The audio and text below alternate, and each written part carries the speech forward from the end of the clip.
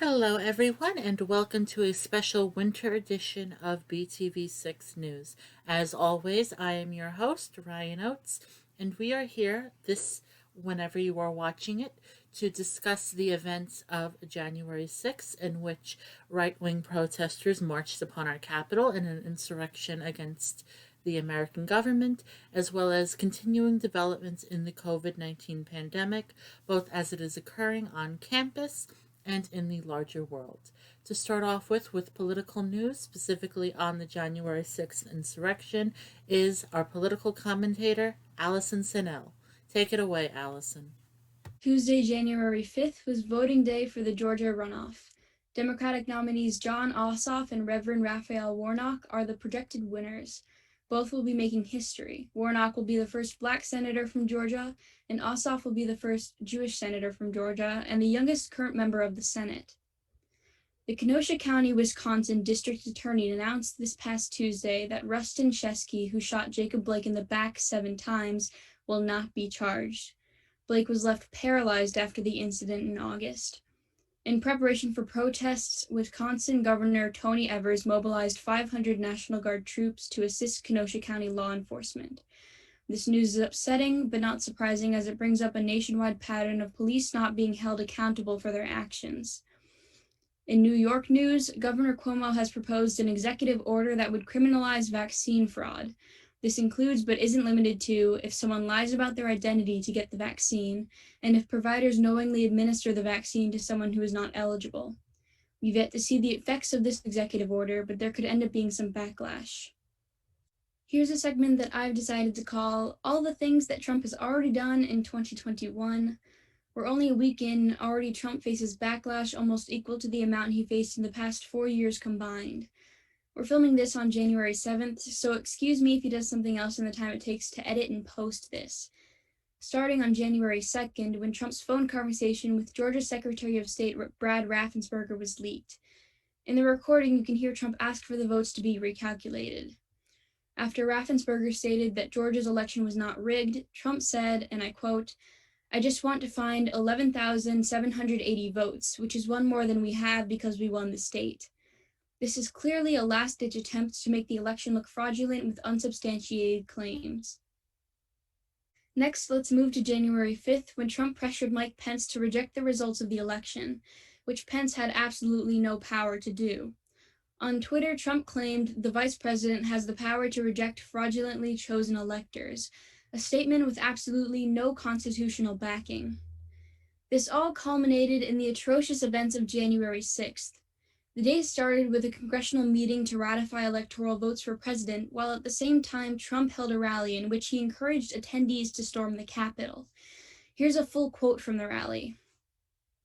"We're going to walk down Pennsylvania Avenue. I love Pennsylvania Avenue. And we're going to the Capitol. And we're going to try and give, the Democrats are hopeless, they never voted for anything, not even one vote. But we're going to try and give our Republicans, the weak ones, because the strong ones don't need any of our help. We're going to try and give them the kind of pride and boldness that they need to take back our country. So let's walk down Pennsylvania Avenue," end quote. During the congressional ceremony, the Capitol had to be quickly evacuated as rioters quickly blew past police and invaded the building. During this, Trump decided to address it. However, instead of dispelling the rioters, he told the mob, "Go home, we love you."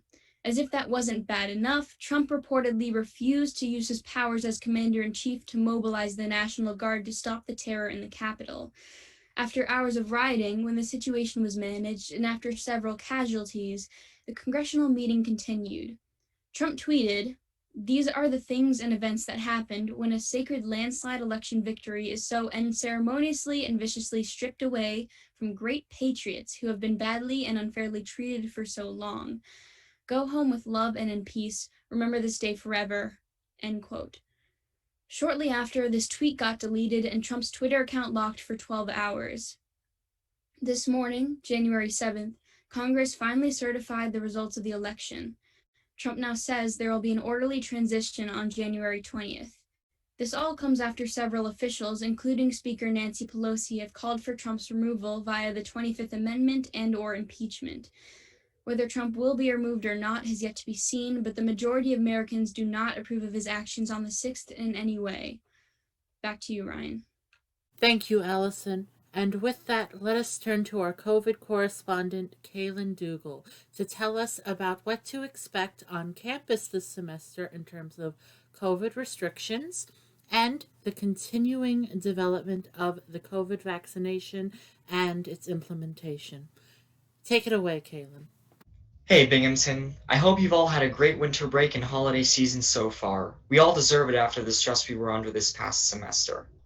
And even though it was a month ago, I'd like to congratulate all of us for getting through finals. It's been a while since we've done an update here at BTV News, so we have a lot to catch up on. On November 16th, 2020, or last year, a Bingu News article by Sarah Muftick described how Binghamton has created a comprehensive meal delivery service for students in quarantine and isolation housing as a result of a partnership between BUDS and the Office of Emergency Management, or OEM. This service delivers meals to students twice a day. Students can pre-order meals a full day in advance by using an online form that is made available to them when they first enter quarantine or isolation. These meals are based on a 35-day rotating menu, so students will have plenty of options and variety in what they eat during quarantine as they have to isolate for 14 days. In addition, dietary needs and preferences are accounted for in the menu. In terms of the process behind the service, the food is made and packaged by culinarians and chefs at C4. The catering department then labels the bags, assembles the cold components, places the hot food into a portable warmer, and delivers it to isolation housing. Finally, the OEM safe housing team brings the food to the students themselves. BUDS has also created snack-themed bundles, such as the Movie and Green Day Friday bundles, to add a little more variety to the service. The service will continue into the next semester. On December 9th of last year, another Bingu News article written by Katie Ellis talked about how the Binghamton's Essay and Essay Congress collaborated to add 3 rejuvenation days to the spring semester calendar. These are days off from classes that weren't originally on the schedule with the intention of giving students some time to de-stress during the semester. Remember, last semester we went for 3 months straight with no break due to COVID, and our first moments of respite being the few days we had off for Thanksgiving. That was what was going to happen next semester initially. However, with these rejuvenation days, we now have no classes on Wednesday, March 17th, Thursday, April 8th, and Tuesday, April 20th. It's important to keep in mind that due to Thanksgiving last semester, we were only on campus for about 3 months, since Thanksgiving takes place near the end of the semester. We don't get a break near the end of the spring semester, and we won't be getting spring break due to COVID, so we'll be on campus for about 3.5 months next semester, giving all of us a little more time to be with our friends. A Bingu News article written by Rebecca Kahn on December 17th talked about an issue for which the extended length of winter break due to COVID was actually beneficial. The article described how the length of the break allowed students to take up to 8 credits rather than the typical 4 to assist students with making sure they graduate on time. But as we all know, there are financial costs to taking these classes, and they aren't too cheap. As a result, even if taking the 8 credits would assist a student with graduation, they may not be able to take advantage of it if they can't afford it. This is worsened by the fact that you can't get federal aid for winter session. However, the provost's office found a solution by granting scholarships to high-need students, specifically those eligible for federal Pell Grants, to take courses over the winter break. Recipients pay the first $150 for the course, and the grant pays the remainder of the tuition and fees. 315 students were awarded this grant. On December 20th, 2020, Bing Res Life sent around an email to all students living on campus regarding move-in for the spring semester. Move-in will occur between February 5th and 10th, with new and transfer students coming in the first 2 days and returning students coming in the remaining days. As with the fall semester, the university will be testing all students prior to move-in, and students will have to present negative test results before moving in. Basically, move-in will look the same as it did last semester. By now, most if not all of us should have picked our move-in times for next semester. The most important takeaway from this email is that Binghamton has invited all of us to return to campus next semester. It's huge that we're able to be on campus despite the pandemic and possibly take some in-person classes and meet new friends. Most colleges weren't able to get this far and achieve this, so us as a community at Binghamton should be very proud of this. Yes, the vaccine. The COVID-19 vaccines created by Pfizer, Moderna, and a variety of other pharmaceutical and biotech companies are being rolled out in the United States and around the world. The first shipments occurred on December 14th, 2020. According to Bloomberg.com's COVID vaccine tracker, as of January 3rd, 2021, 12.3 million people around the world had received their first dose of one of the vaccines for COVID-19. The vaccines, at least in the case of Pfizer and Moderna, require 2 doses. 4.33 million of those vaccinations came from the US, meaning about 1.3% of the US population had been vaccinated on that date.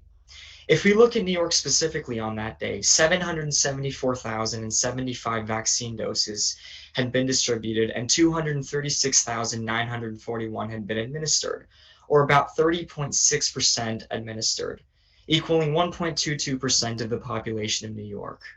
Let's now take a look at the very next day, January 4th, 2021, so we can look at the rate of vaccinations. According to the same COVID vaccine tracker, the numbers for that day were as follows. 4.66 million people had received their first vaccine dose in the US, or about 1.4% of the population, with 30.2% of the shots being used. Globally, the number was slightly over 13 million. In New York specifically, 895,925 doses had been distributed, with exactly 300,000 being administered, or about 33.5% of shots being used, equaling 1.54% of the population. Now, let's look at the numbers for a few days later, January 6th, which were 5.45 million doses administered in the US, or about 31.7% of shots being used, equaling 1.7 doses given per every 100 people. In New York specifically, 313,056 doses had been administered, or about 33.5% of shots being used, equaling about 1.61 doses given per every 100 people, and 2,492 people receiving a second dose. Worldwide, just over 15.9 million doses had been administered. For January 7th, 2021, the numbers were as follows. 6.19 million doses administered in the US, with 430,000 administered in New York, so roughly 37.9% of shots being used, equaling 2.21 doses per 100 people, with 5,695 people receiving the second dose. It's very impressive that less than a year into the pandemic, we not only have a vaccine that has been approved, but people are getting their first shots of it. In other words, there's light at the end of the tunnel, even if we can only catch a glimpse of it right now. However, we also have to look at the rate of vaccinations. Between January 3rd and 4th of this year, only about 700,000 more people worldwide received their first dose of the vaccine, with only about 330,000 more people in the US getting it. Between January 6th and 7th, about 1.5 million more people received the vaccine worldwide, with about 740,000 coming from the US. We have to remember here that to achieve herd immunity and truly begin to put this pandemic behind us, we need to vaccinate between 70 and 90% of the US population. We also can't forget that the vaccine is only about 95% effective. In other words, not everyone who gets it will be immune to the virus. The point of all this is that while we should all be very happy that the vaccine is being rolled out and administered, it's going to be a very long time before we reach herd immunity at the rate we're going, even though we're increasing the rate of vaccinations. We have to hope that in the US and globally, the rate of vaccinations increases enough to get us to that point in a few months. We also can't forget about the new strain of COVID that has been spreading through the UK recently. Not much is known about this new strain, with the exception that, according to Boris Johnson, the Prime Minister of the UK, it appears to be 70% more transmissible than the previous strain. We don't even know if the strain is spreading through the US right now, although there was a case discovered in Saratoga.